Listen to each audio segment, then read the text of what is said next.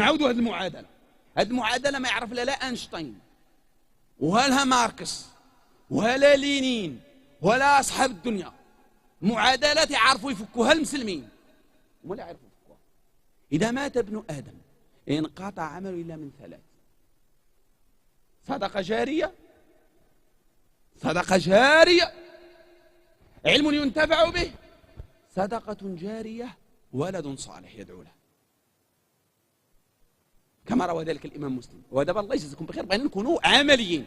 فتش دابا في دارك، فتش في دارك.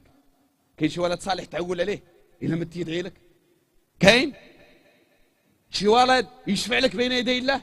كاين شي بنت صالحة تفكك من عذاب الله، تكون لك حجاب بين يدي الله عز وجل؟ عندك تمزق هذا الحجاب؟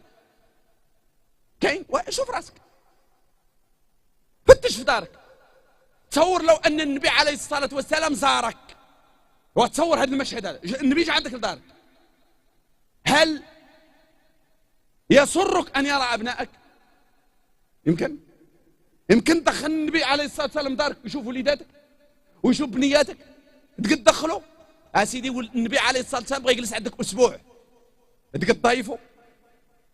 ما شاء الله عندك برنامج ديال الليل، عندك برنامج ديال النهار، عندك برنامج. النبي عليه الصلاة والسلام يدخل بقى يتفرج فيك وبغى يشوفك ما شاء الله، ما شاء الله حياتك كيفاش دايره، وبغى يفرح ما شاء الله السنة في جميع حياتك، في لباسك، في هيئتك، في سمتك، في بيعك، في شرائك، في وضوئك، في كل نواحي ومناحي الحياة. تقد دخل النبي عليه الصلاة والسلام الدار ولا استر ما استر الله؟ ايش بالك الحال؟ استر ما استر الله؟ اللهم ادم علينا عطفك وسترك، اللهم ادم علينا عطفك وسترك وحنانك، حنانيك يا الله.